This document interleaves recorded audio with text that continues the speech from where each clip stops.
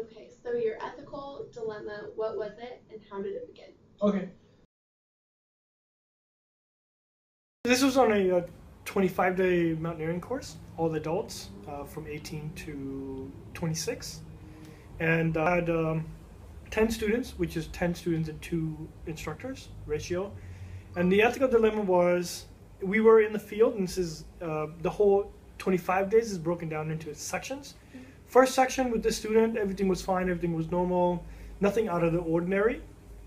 And then the second part is what we do a solo, where students are asked within maybe 100-yard radius of a camp that they go out and sit by themselves to spend time by themselves, like a solo, for about 24 hours. During that time, a student came to me, said she was feeling suicidal, you know, and asked her what was going on, what she was feeling, and what was going through her mind, you know. And she was saying, for about 7 to 10 days, everything has been fine. Right. You're eating well, you're having a good time, you're getting to know people. So I, you know, through question Q&A, just.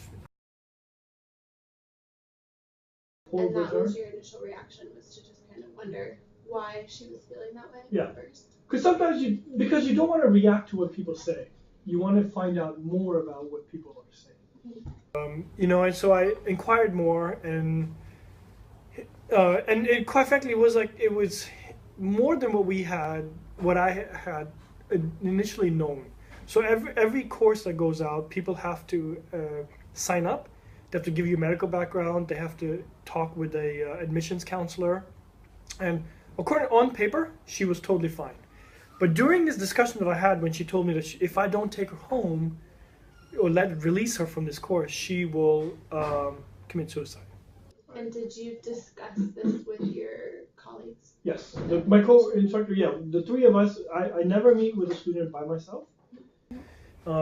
We sat down, the three of us. It's just a policy that I have, and my organization encourages that.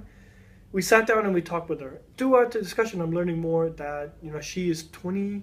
At that time, she was 23 years old, and she's had her stomach pumped 4 times of drug overdose, which was never on her medical sheet. You know, we never saw that.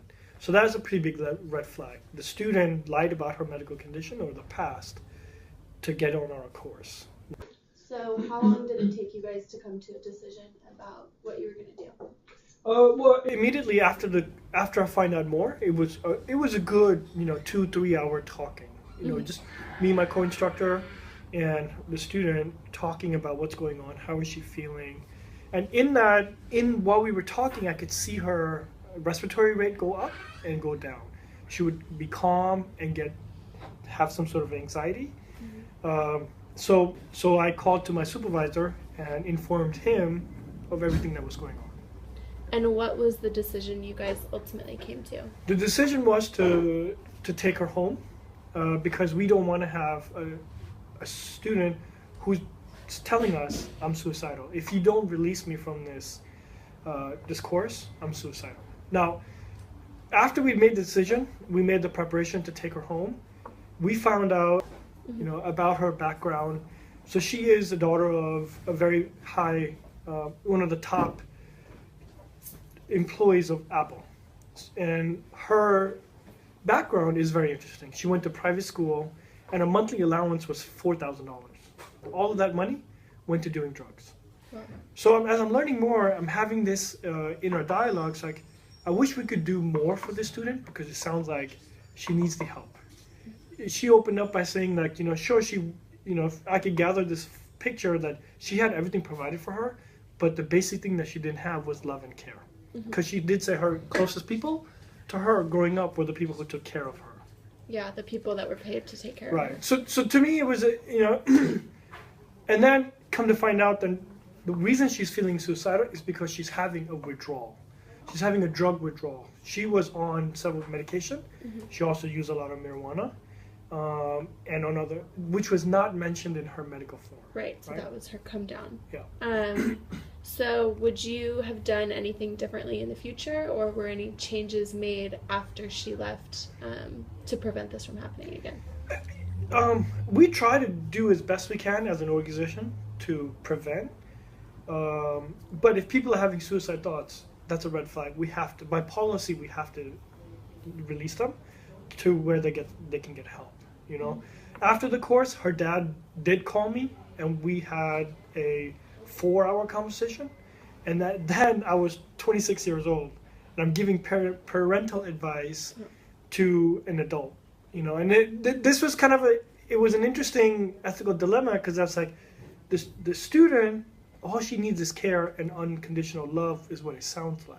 Right. She's gone to a place where she's an adult. She's been expelled from 3 different colleges, right? And she has a high pressure to become, from her parents, she told me that she wants to become a high official in the government. Be successful. Be very successful. So there's that pressure, yet there isn't that support. And my dilemma was like, I wish we could have done more for the student.